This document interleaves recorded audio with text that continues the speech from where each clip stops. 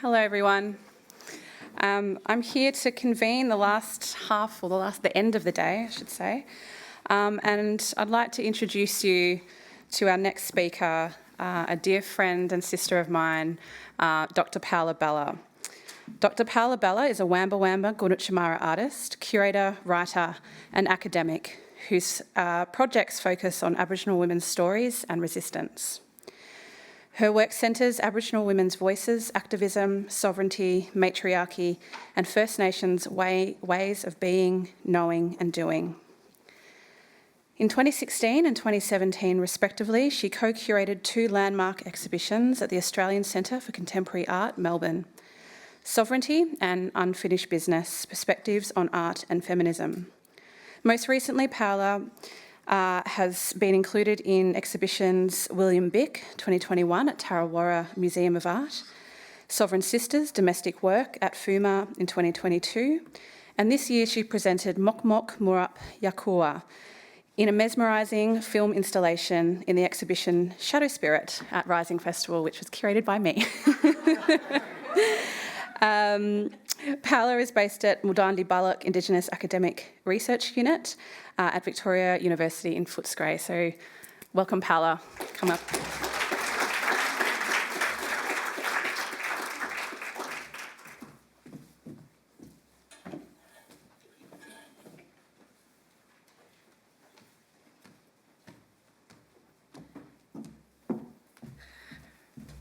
Oh, thank you.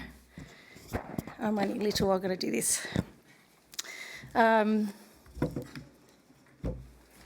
feel nervy because, not because I'm in the museum, but because, one of my elders is here, and because there are elders here that have made me feel a lot of things today. And I did have my laptop. I've got this, I'm going to put it down because it's too heavy. It's actually got my notes on it, but I'm going to let them go because I forgot to print them out. And then I was mucking around up in the booth trying to figure out how to turn my phone off so notifications wouldn't come through it. And then I started looking for cake at the last minute. It's been that kind of year. But I want to pay my respects to Ngāwit, who I call Auntie, and to her country, to Bunurong country, as unceded and beautiful and soft country that I got to birth my kids in, both of them. I say kids, but they're big, they're grown, they're 28 and 19.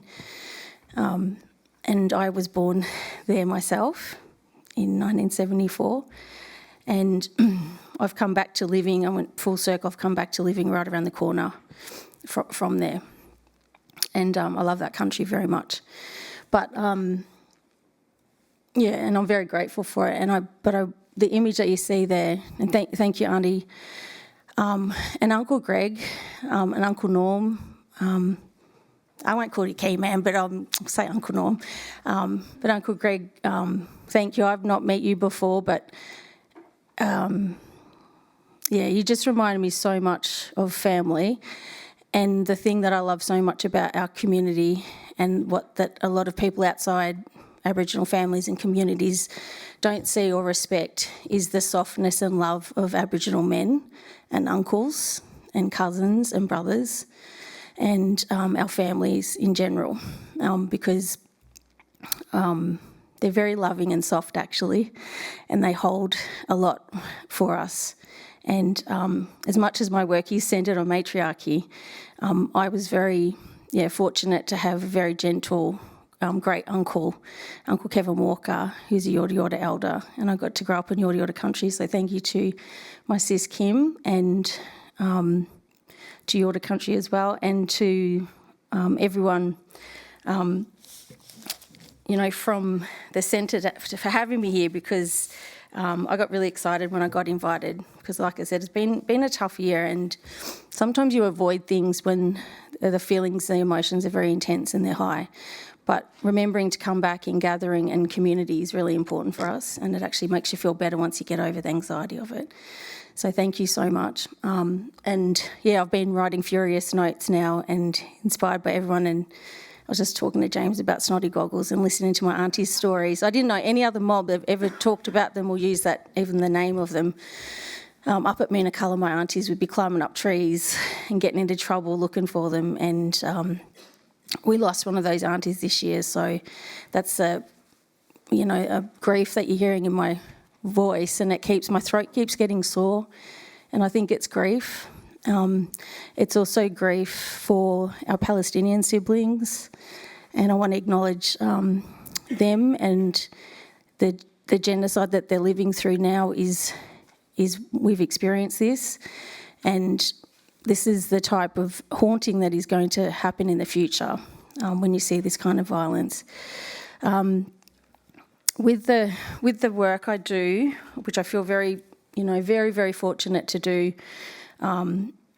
it's because of my matriarchs, essentially, because they were having to survive a lot of relationships with very violent settler men, and to keep our identity strong, they had to work very hard to do that.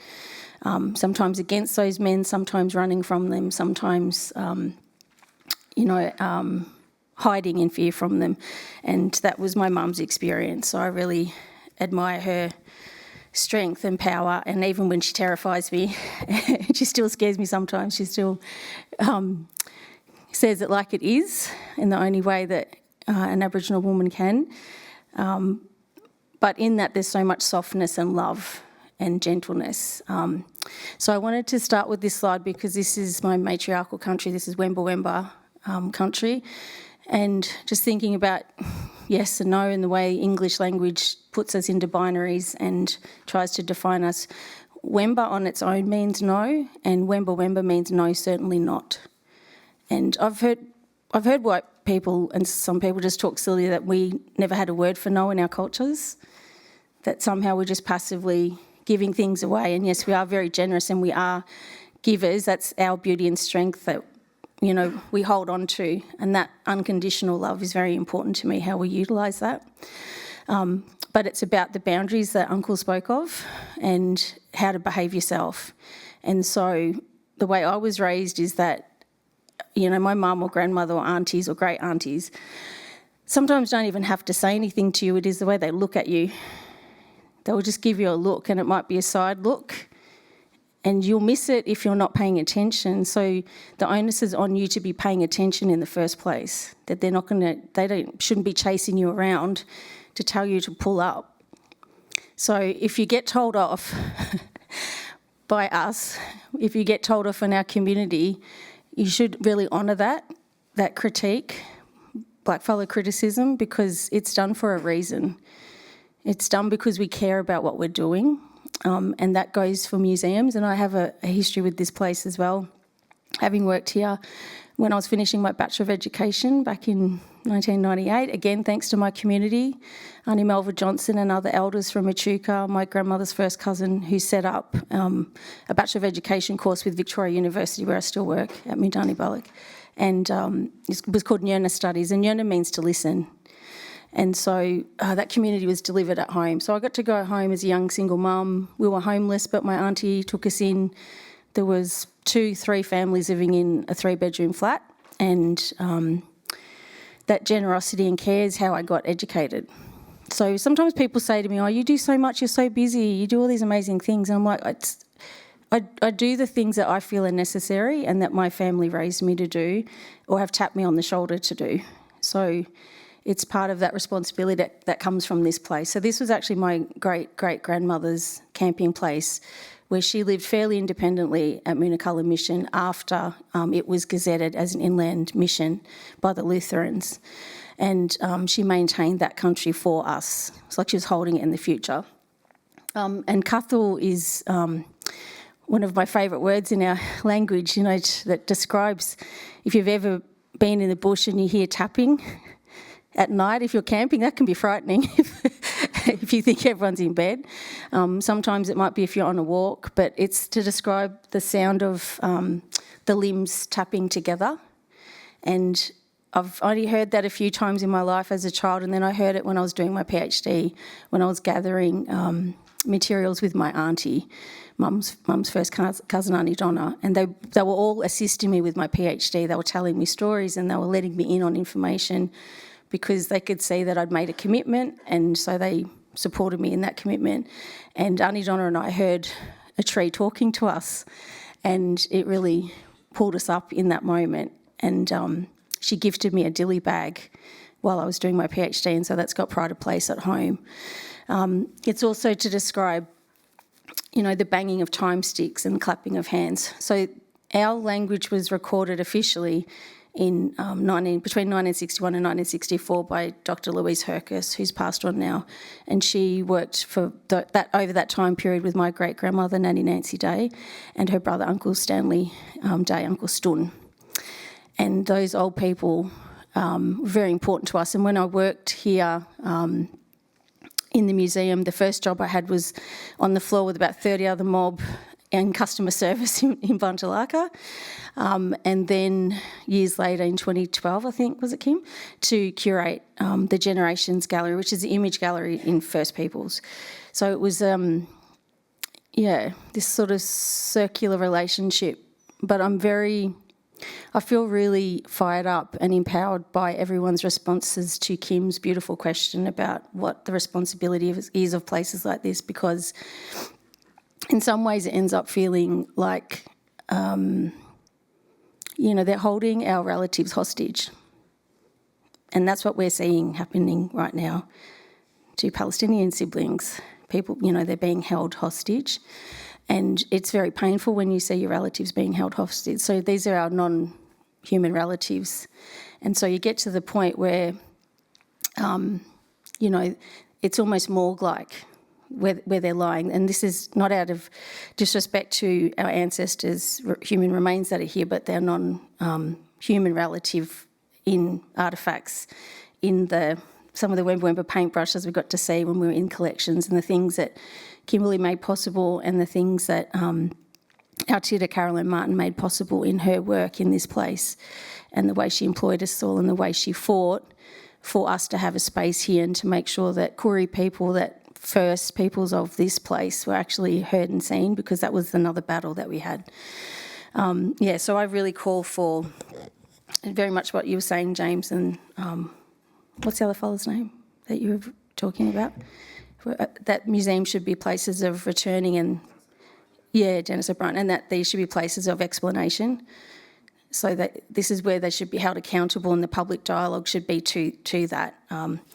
Because when I started out as a young, customer service officer, you're essentially forced into being a tour guide of your own culture that's on display. It's very uncomfortable. It actually made me sick. The best thing I got out of it was the friendships and connections and relationships, and now the many, many fights that we would have with racist visitors. And I just don't think that these places understand the toll that takes on us. And then when I was in the role as curator in that amazing team for Generations, I was discovering photographs of my mother as a little girl, and other relatives that our family didn't know about because they were being gate-kept and kept from us. And then I got into a big stoush with a gatekeeper about photographs. So it made me really sick and I had to leave. I actually ended up having a complete breakdown after about a year, Kim. And I had to work really hard to come back from that. And when I came back from that, I did my PhD. So what do you do after a mental breakdown? You do a PhD. And why did I do that? I did it because Karen Jackson, who's another phenomenal Yorta woman, told me that I should, because I'd done a Bachelor of Education, postgrad dip and a Master's in Community Cultural Praxis at the VCA. And I spent most of that time arguing with people about why there wasn't any blackfellow guest lecturers, speakers, leaders, content, literature, and I just again got sick doing that. So when KJ said come home to Mindani Balla, come home to VU to do your PhD, I'm like, all right then, so I'll do it. Sorry, I don't have any time up here, so someone, can you please tell me? So my matriarch, these are the matriarchs I was talking about. So my, and Nawit knows very well who I'm talking about. when you have elders still in your life that knew your matriarchs, that knew your grandmother and are cousins, are blood, it's very profound, because you get really lonely in the city when you're living off country too and you don't get to see them as much. So it's very profound, and it's really important to me and my kids, our relationship with Aunt. And because my mum and the rest of the family are back at home on country, I've got to drive hours to get home. It's really important. So it's something I just holding Auntie's hand will ground me again and remind me of the power of these women and what they had to do to survive. So Papa was a midwife on the far, what's that, left? Is that your left? She was a midwife who travelled around Wemba, Barappa, Wiradjuri, all up and down. Her mother, and we don't have a photograph of her, was Joanna Ingram, who was a Wiradjuri woman, and she travelled by herself on horse and cart to the very first day of mourning, as was called by Uncle William Cooper. And she went on her own, and it was a 1,500 kilometre round trip from Moonacalla to Sydney to stand there. So, you know, a lot of the times the photographs and the stories about who was there and who the so-called, leaders are, sometimes our women get forgotten in these stories, which is why it's really important to me. And it's not always the ones that had a particular role or got a certain level of acknowledgement, like Uncle's talking about the fanfare. That's why I make sure that my matriarchs and encourage other people to talk with their families, interview them, record their elders before it's too late about what they did, because that so-called ordinary daily survival and the work of caring for kids and grandkids and trying to stop kids from being stolen and trying to protect women and kids from being raped is, no one wants to talk about that in public. It's very uncomfortable and it brings up a lot of grief, but it's very necessary. And in the middle is my nanny, Nancy Day, who married great-grandfather William Alexander Egan, Robert Alexander Egan, and they had 10 children. He was a Gunditj Mara man from Framlingham. And but she missed country so much that he agreed to move back to Moonacalla for her. So our family really took that matrilineal line, and then we would do these long trips to Warrnambool to Framlingham to visit relatives and maintain those ties. So that practice of travelling and visiting relatives and sitting and listening was very much a part of my knowing who I am and knowing where you stand, knowing how to relate to your elders and knowing what your genealogy is. And then there's my grandmother, and Nanny Nancy is the one who sat with Dr. Louise Hercus and taught her Wemba language. They also went on country and they camped for weeks at a time, where she would teach her the language, because they were talking about it as if it was dead. But once Mrs. Hercus got up to Echuca and found that they were living in town by that point, they were off the mission because they left in protest at the disgusting, violent treatment of the mission manager. They went into town in 1941. So she sees her there. Uncle Stun by that time was a very old sick man in hospital, and she would interview him at the Echuca hospital on the veranda. But Nanny Nancy was a very strong woman, and so she went up bush with her and showed her. And the result was the Wemba Wemba Dictionary, which has really been looted by so many organisations that it infuriates me. They do it without acknowledgement. They did it without acknowledging the last living granddaughter of that family, Auntie Barbara Walker, who was my nan's sister. There were 5 sisters and 5 brothers, and they were all language and knowledge keepers, and they kept that safe for us, like we were waiting in the future for it. You know, they had to protect it because they were banned from speaking their language at the mission. And my grandmother, Rosie, who I grew up with and very close to, but she passed away at 64 from breast cancer in 1993, the International Year of Indigenous Peoples, the first one I was aware of. And she was a self-taught oil painter. So she'd been forced out of school as a 12-year-old into manual labour on cattle stations, but was a very, very talented painter. So encouraged me to, get educated, as she would say, beat them at their own game and go as far as you can. So I was 19 when Nan passed, which is the age of my son now. So I thought, well, that's... I didn't understand completely what she was telling me because I was pretty young when she started to tell me. But I took that on, and that's manifested as a PhD, I suppose. And then this is Nan, me and Mum in Footscray in 1987 when I was 13. So the the actual work I went on to do and incorporate throughout my whole life has been blending art and story and education together. And when I started my PhD, I did not know how to do it. So I discussed it with Professor Tracy Bunda, who's a Waka Waka scholar, and she was my associate supervisor. So I had this 3 supervisors at VU to get me through it. But I insisted that there be an Aboriginal woman in my scholarship team, supervisory team.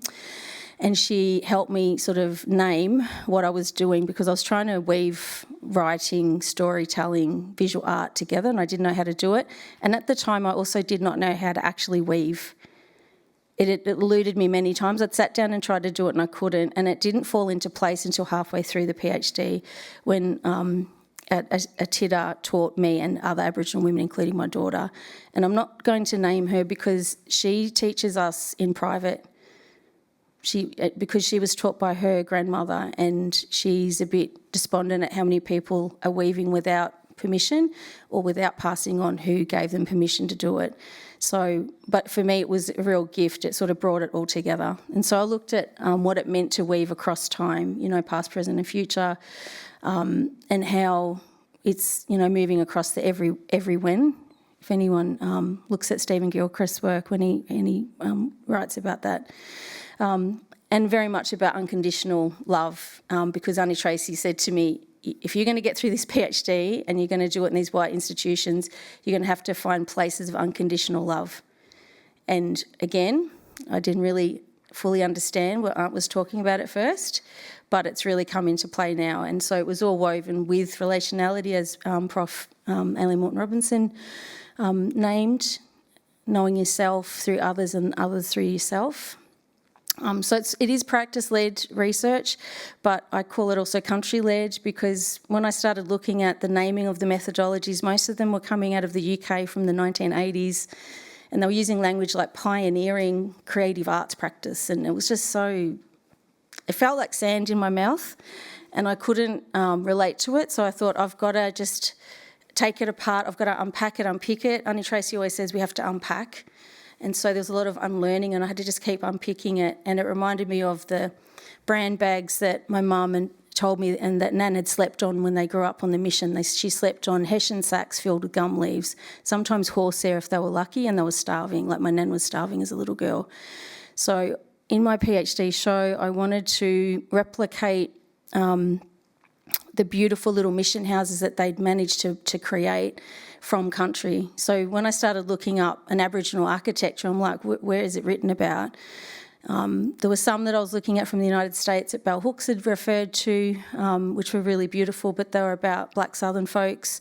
And I thought we really need to name what this beauty is, because sitting at the feet of elders, like Uncle Henry Day, Aunt, when I was little, seeing him sit on an old milk carton and tell stories, and the lantern light, and when you're sitting at one of these huts and Auntie is making damper out of powdered milk and she's got her hands on her hips and an apron on, it's just, to me, it's just magical. Like I was in a living story as a little kid, and then we'd go back into town and be watching Sesame Street on TV and stuff. So it was just magical to me. So in my PhD show, I wanted to recreate what that felt like to live in this, what I call a lovescape.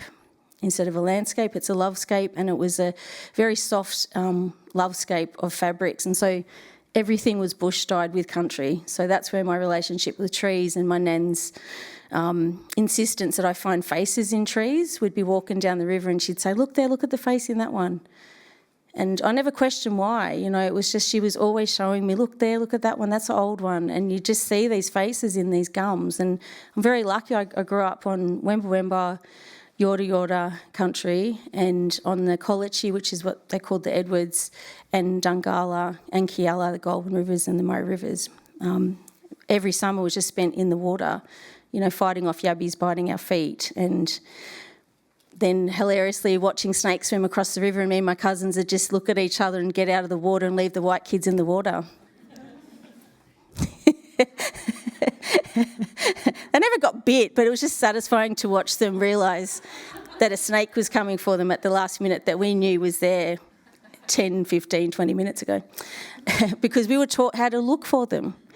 We were taught how to read the water and how to read country and how to be quiet actually be quiet, and so that culture of do I need to be quiet now? Am I right? Thank you.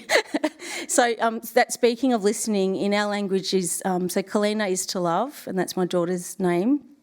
It's her chosen second name. And Nanilla is to love, listen, sit, learn and understand. And I keep adding in unconditionally because white Australia, you know, essentially, and you feel hated by them. Like it's a very harsh reality to live with, and it's very difficult, especially after the referendum, to work against that. But I always think about Uncle Banjo Clark, and he said we must fight hate with love, and I learnt that in this place, so I'm grateful for that. But the first time I read that, I was really angry, and I was like, how can I fight hate with love when they're terrorising us? How can I do that, you know, and all the traumas I'd been through. But it made sense to me over time. And when I read Uncle's own life story, he talked about how he harnessed his anger as a young man, and that wisdom grew into something else that saw people from all over the world visit him. He was, you know, Gunditj Mara, wisdom man. So, in that body of work, I soaked fabrics, clothing that most of them are all from the op shop, because I grew up in the op shop. And my mum and nan would dye clothes. So they'd over-dye things to make them last longer because you had one good dress and you had to make that do. So if they went anywhere down the street, they were dressed up.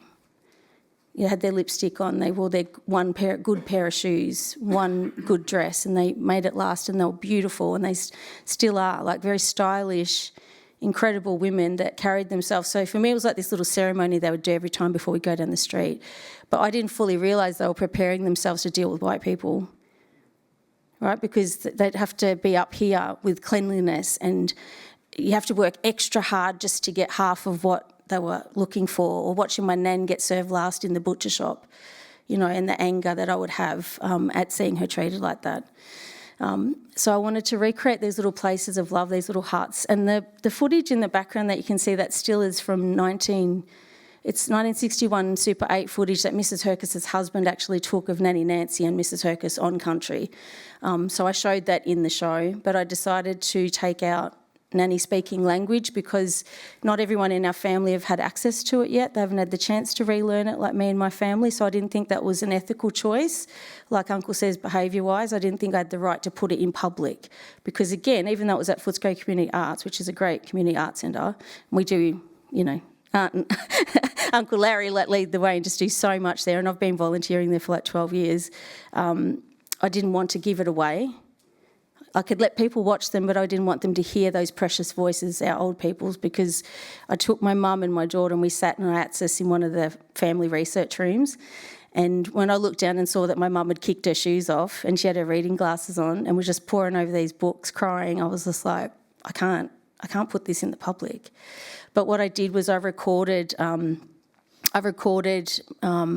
USB copies of those recordings, and for me that was one small act of repatriation from my IATSIS back home to country. So when I went back home to Echuca, to my auntie's house, another auntie that just passed, mum's sister, only in September, I cooked them a batch of scones and I gave them each one of the USBs, and then honestly was, and a lot of copies of materials.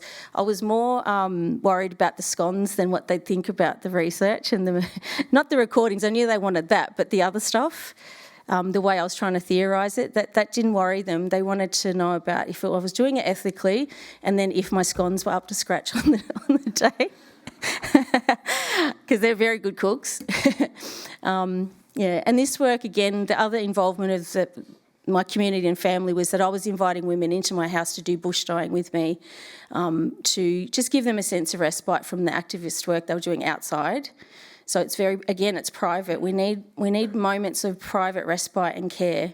And so, you know, not everything happens on Instagram and Facebook, and I think it can make us very sick, the anxiety to keep up a public activism, and we forget about the quiet acts that we need to actually keep going, so this work is run by my son, and it was the first time he'd ever done bush dyeing with me. And as you can see, what I think is pretty clear is a little possum face there. And he was 15 at the time when he did this, And he just did one and went, and he goes, yeah, I'm right, Mum, I don't need to do any more. And I said, all right, when you're ready, you might do something else. But when we sat in our access and listened to the recordings, Uncle Stun that I mentioned before was talking about how the young men's totem was possum, and it just had floated to the surface. So it was just so, it was very healing for us as a family. And it's just a practice that I'm sharing with community. That was the inside of the structure, and there's just an image of Nanny Nancy walking away with Mrs. Hercus and Mrs. Hercus's son Ian, who I think now is like 80 or in his late 70s. And then, of course, onto the work that, Kimberly has been such a phenomenal, probably the main supporter of my work. If Kim didn't put me in shows, I don't think I'd be in anything. So I really want to thank her, seriously, because if we don't look after each other, this is what happens. If your work isn't sexy enough or whatever enough for certain galleries, you're just ignored. And I'm not interested in that kind of achievement. I'm interested in the well-being outcomes, the truth-telling, healing, and what it means to create spaces like this where our people can feel safe and seen and just held for a little while, and non-Aboriginal audiences can feel a bit challenged and having to, just reflect on their place with us. So that's my mum starring in the Mook Mook film, who's a healer. She's a healer. So I'll just end on that one, and I want to end on this one because that painting is my grandmother's.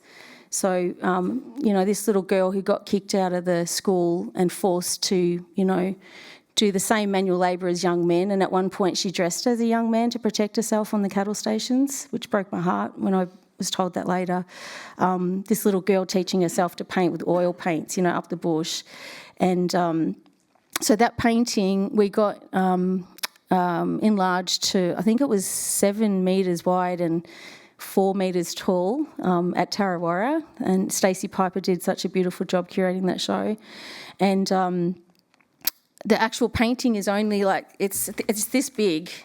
It's all she could afford, the little canvas boards. But it was sent back to me during lockdown by a non-Aboriginal lady who'd bought the painting off my nan and seen that I'd become an artist and all the other things I do. And so she posted it to me during COVID. And 3 weeks later, she passed away. She knew she was sick, but she didn't tell me. She just said, I want to send you this gift. It was your grandmother's. I bought it off her. And I said, no, you should keep it. Nan loved you. You were friends. And she said, no, you should have it. But she wouldn't tell me. And then her daughter announced on Facebook that she'd passed. So I thought, what do I do with this little painting? And it was just like Nan and I were making art together across time, which is what we used to do. She taught me how to draw. So, yeah, Brian, drawing is awesome. But so's painting. When you see someone like this who was, dismissed and silenced, to see that kind of talent, just never realised. But to me, I thought she was as great as Namatjira, the way she could see country and paint it. And that tent there is what I made for her. So that's called Kukala, that Cook is grandmother in our language, and La is, camp or place. Yeah. So thank you.